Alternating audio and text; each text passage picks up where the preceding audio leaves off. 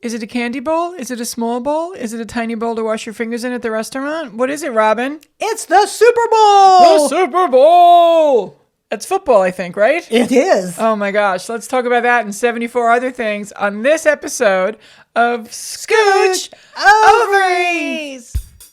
Scooch over. Hey, can you scooch over? You want me to scooch over? Just a little bit. Scooch. Scooch? Scooch. Scooch. Scooch Ovaries!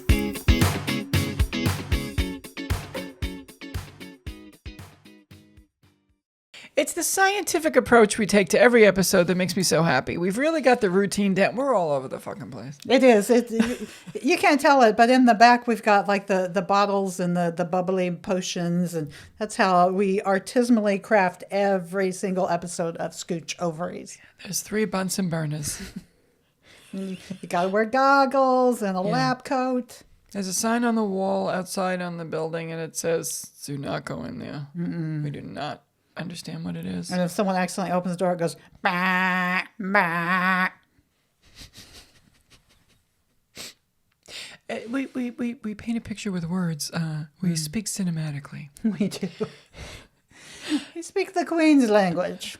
I came from Queens. Hey, Robin. Hey, Mia. You're in an airport right now, aren't you? I am. If you're listening to this timely, I am probably, I'd have to check my itinerary, but I'm probably going to be in Dallas or Houston right now because as we speak, well, not as we speak, as you listen, I'm sitting here. As you listen, I am en route from Tucson, Arizona to Tampa, Florida. That's wonderful. I'm going to get right into that, but I do want to share that you rolls right off the tongue the word itinerary, but then you said timely. Timely. Not a word. What I like to do is take 2-syllable words and throw a 3rd syllable in. Oh, sometimes you add one from another word. That's a very timely. Yeah, we both each speak one language, but what we do to that language, it's not right. My kids, Adrian. My kids had a childhood friend named Adrian. Yeah. And he would always put an extra syllable at the end of every word of every sentence. Was it an A? Yeah, he'd be like, "Miss Robin, can I have some cookies? What time is it? I'd be but he wouldn't say it for every word. It'd just be like when he ended a sentence. Maybe he had asthma and nobody checked. He's 6'4" and goes to Boca Raton College. Oh, so that means he can't have asthma?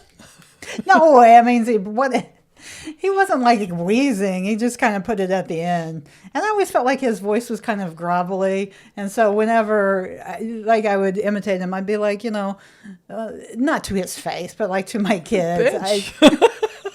Not to his face. Is that kid gone? I want to do a bit about him. And it was usually when he was not usually. I would, he would say something and I'd be like, "Oh, do you remember when Adrian would say hey, Miss Robin, where are your cookies?" And our kids would be like, "He didn't have a gravelly voice." And I go, in my ears, he has a gravelly voice. But I wouldn't roast him or anything. But, you just did. Yeah, I'd be like, "Did Adrian find his football?" And they're like, "Adrian wasn't looking for his football." I'd be like, "Yeah." He came up to me. He's like, "Miss Robin, I can't find my football." I'm like, "Why do you think Adrian has a gravelly voice?" I hear a gravelly voice from a 5-year-old. I'm sorry. Just a quick call's coming in from Boca. I believe it's Morgan and Morgan. I heard something about libel. It's Adrian. Calling from Boca. Yeah. You can't say Boca and not say it. Boca. Boca.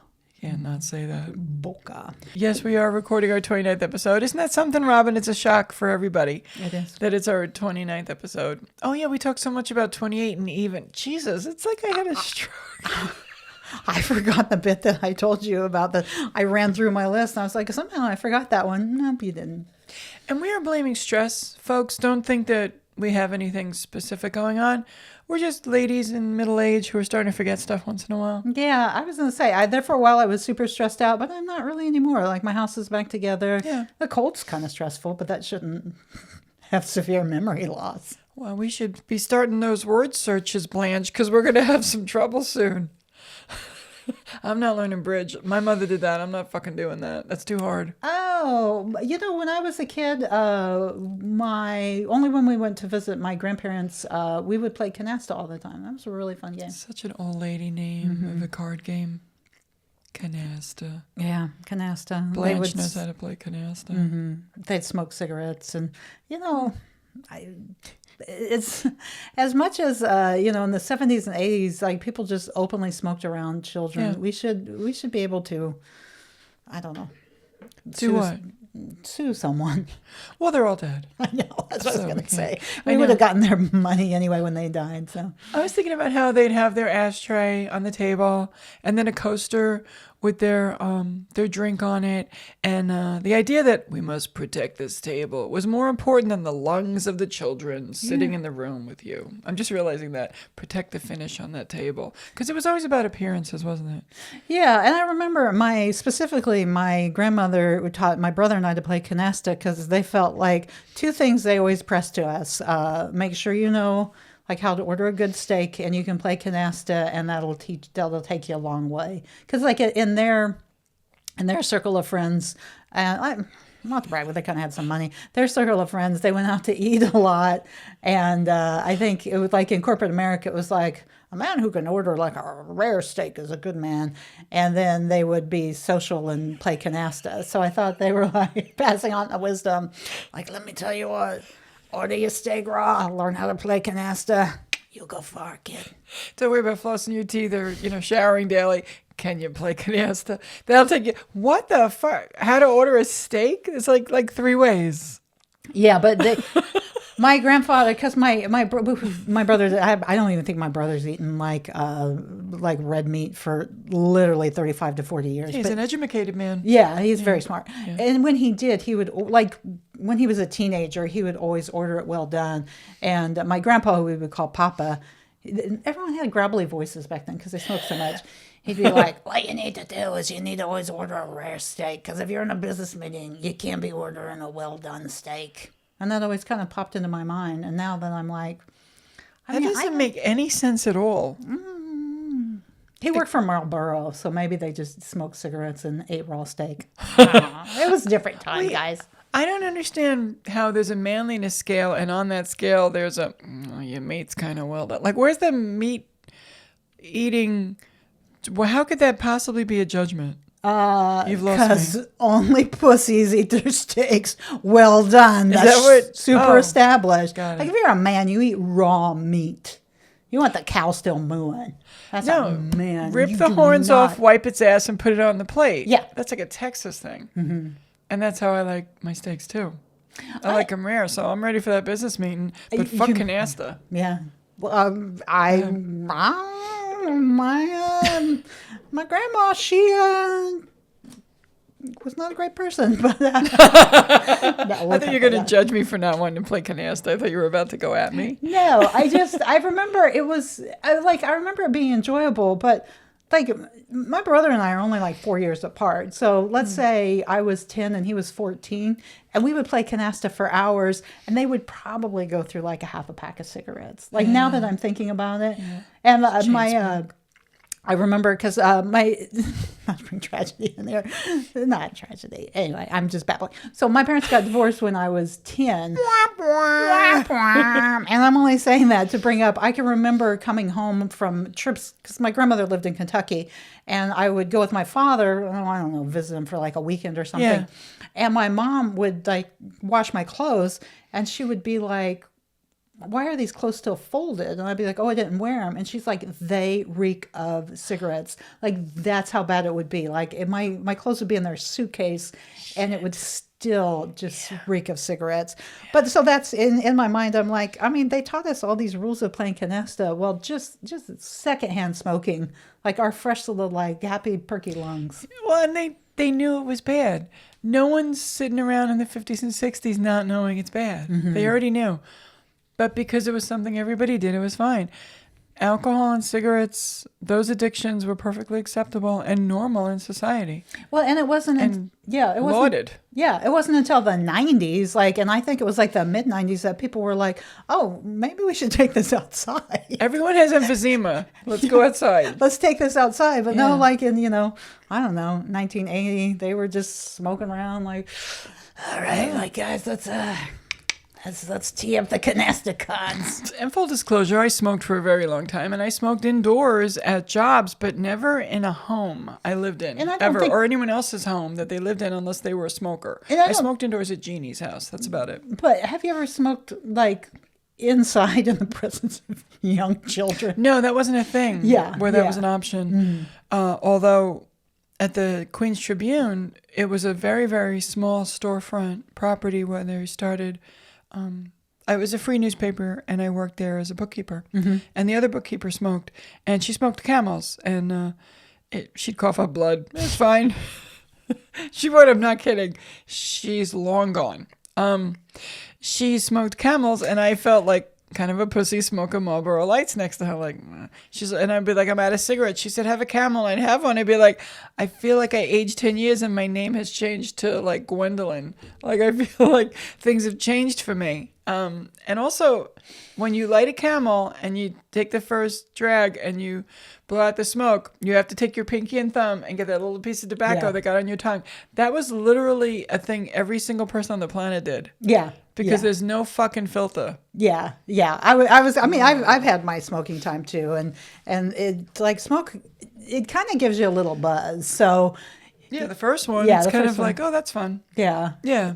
yeah. So good stuff. That We are not a proponent of smoking. Don't smoke for a buzz. Oh no! Don't even try it once, because if you try it once, you're gonna like it. It's just Yeah, don't do heroin either. I mean that you can dibble dabble in, but not tobacco. And that was their last episode. They're pro heroin? Jesus. We could understand the silliness, but when you start talking about being heroin pros, Yeah. And we're gonna put a pin in it because you said dibble dabble, which is a cue for me to bring up the fact that a fella at work, I won't say his name and I won't even say what country he's from, it's not this one, was working on some stuff for me at work, and someone else apparently had done something else beforehand, and he used the phrase, "Oh, it looks like Johnny did some jiggery pokery in the back end." And I said, we're going to have to fill out a form from HR, because he said jiggery pokery in the back end. And he didn't giggle or smile because of where he's from. That's something you could say. And I said, I don't think you're hearing it, though. Because when I said it back to him, he laughed immediately. I'm like, yeah, when I say it, you hear it, don't you?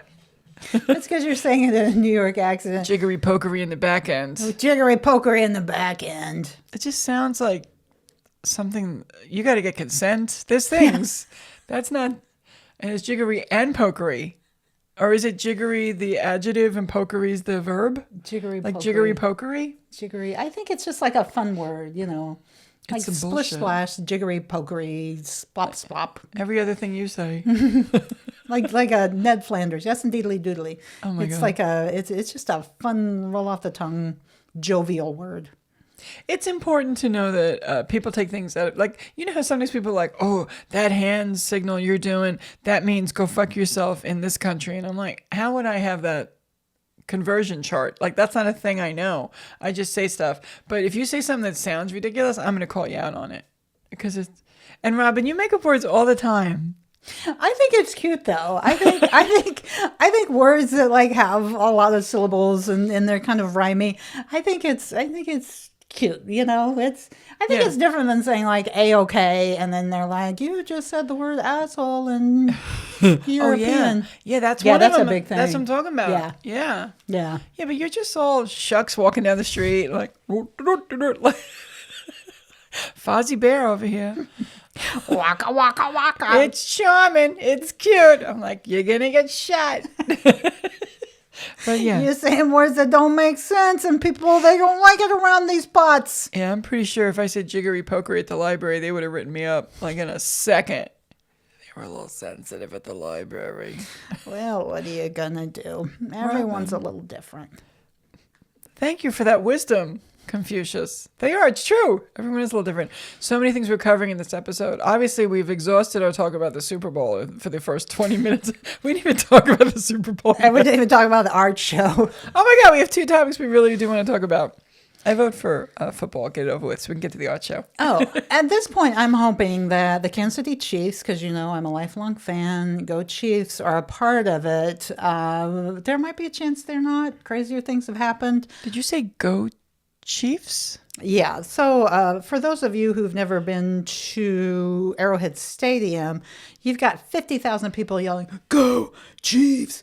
Go Chiefs!" And it sounds like goat cheese. So, spoiler alert, I've been there and said goat cheese before. So that's Rainbow and Sunshine are happy. They thought they were just going to be, weaving a blanket in the back, but now they can have some goat cheese with their hummus. Goat cheese. What's the name of the stadium? Arrowhead Stadium. No. Fix that.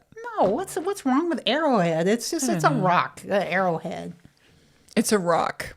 I mean, Isn't it a Native American weapon? Yeah, I mean, they're calling the Chiefs. That's pretty much a Native. Look, we're gonna get mad at something. Get mad at the Chiefs. Arrowhead Stadium. It's like a little rock. In fact, we used to find when I lived on a farm, we used to find arrowheads all the time. Missouri's kind of on sacred ground. What's wrong with that, guys? Like, oh, look, a souvenir. I'm like, someone probably died there horribly. Maybe it was the kids, and they took the. Hey, you know what? We're not going to fix that today, but let's talk about football. Okay. I am hoping at this point, it's either going to be the Chiefs and or the Bills versing, and you even wrote this down. Who are they going to be competing against, perhaps? I wrote it down. All of you out there saying I don't. I did pay attention for a second. The Detroit Lions. Some people say Detroit. I'm like, what are you doing? Detroit. Maybe Yeah. it's me. Detroit. Or the Philadelphia Eagles, which would make the cast of It's Always Sunny very happy. Yes, and probably the Jason Kelsey. Yeah. Okay. Buffalo Bills. I want to say, where do you think the origin of that name came from? Probably Buffalo Bill. Call me cuckoo. The more you know. The more you know. And Chiefs, we're leaving that alone. And then you got your Lions and you got your Eagles. I spelled Eagles wrong, didn't I? Oh, that's okay. Word order, letter order. So I'm hoping for you, I'm hoping for your sake, Robin, that it's the Chiefs and one of the other teams. Okay. But I do have friends who really like the Bills, so I have friends who really like the Bills. Yeah. And they're an interesting team. They've got Josh Allen is the quarterback. And he is dating, oh gosh. See, she's trying to throw me a bone. Like, yeah, he's she doesn't dating know that guy, but he's dating a celebrity? Someone famous. Is it Stockard Channing? She's 80, but she looks fantastic. He's dating the ageless and always elegant Stockard Channing. It's one of these young starlets. No, for real. Is he dating somebody famous? Mm-hmm. Yeah, and I can't remember. Well, if only they were away. It's not Zendaya. It's someone. Oh, no. I'm pretty sure she's with Spider-Man. What are you doing? Tom Holland. Oh, yeah. Yeah, what are you doing? Okay. As we do when we eat, I will take over while you look at stuff. I already forgot what I'm looking up. Did you say his name is Josh Allen? Yeah, who is Josh Allen dating? And I know it's a gal, and she's pretty famous. Because that's like the big thing now. They shoot to like whatever famous person is rooting. Zoom in on this and check out how beautiful Stockard Channing is. That was last week. Okay.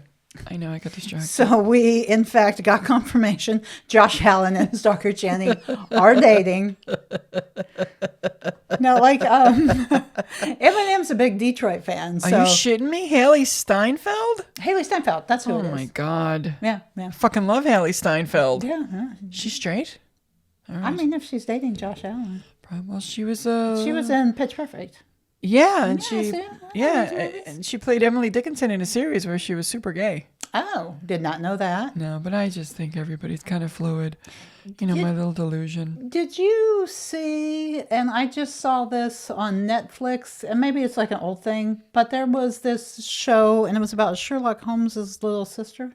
No, but everyone wanted me to watch it. Enola really good. Gay, I want to say. Nope, that's not it. Was it Enola Gay? What's that? Yeah, because Enola is spelled alone backwards. So yeah, it's Enola someone. But it was pretty good. I did not watch that. There are several shows that people have told me I need to watch, and I have not, and I have failed my my gals in that way, and then I haven't supported them because prior I watched everything, no matter what, if a gal was in it, and there was a chance that there may be a romance.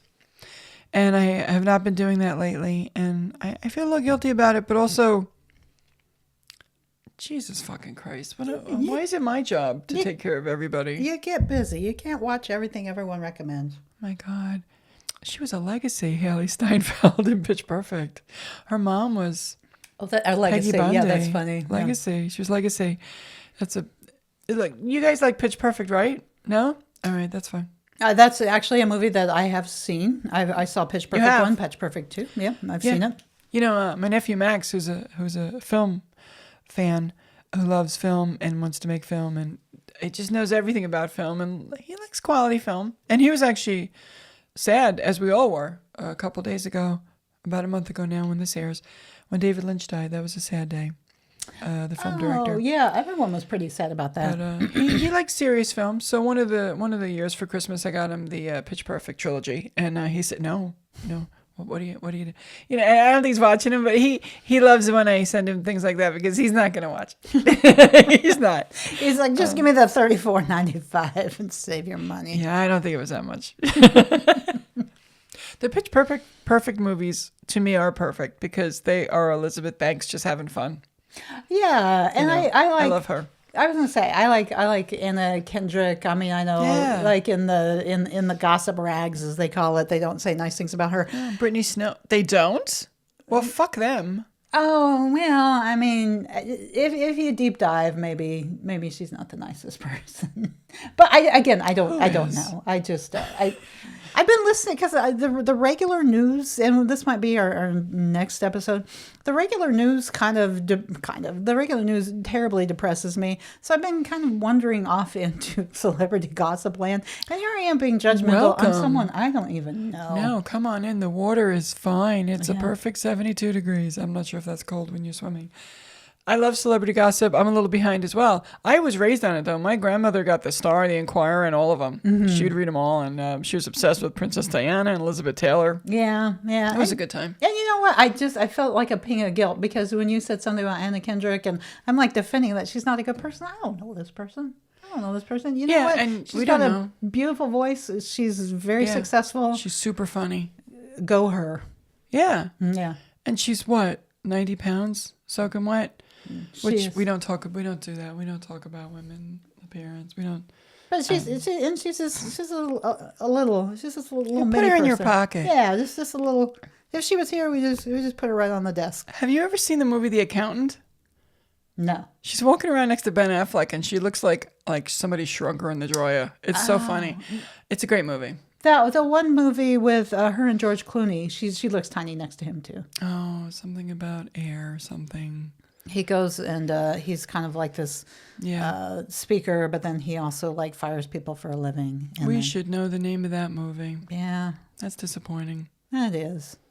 It's kind of like another funny girl. I think the movie itself wasn't that great, but I think it was a George, or people like George Clooney, and there's a lot of him in there. He could read the phone book. I've always been a fan on every level. Yeah. Yeah, it's George. Yeah. So, well, we've come to a lull. Well, it's because I stopped talking for a second. I could feel it. I said, let me see what happens if I stop for a second. I think that we did not cover the other topic. We didn't really go into a deep dive on football, but there's a game tomorrow. I hope you guys enjoy it when this comes out. There'll be snackies. Snackies are the best part of football. Mm-hmm. I have no idea who's doing the halftime, do you?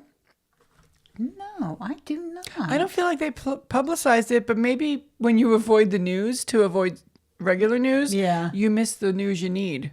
It's going to be in New Orleans. That's what I know. Nolans to people who are from there. You said every syllable that time. New Orleans.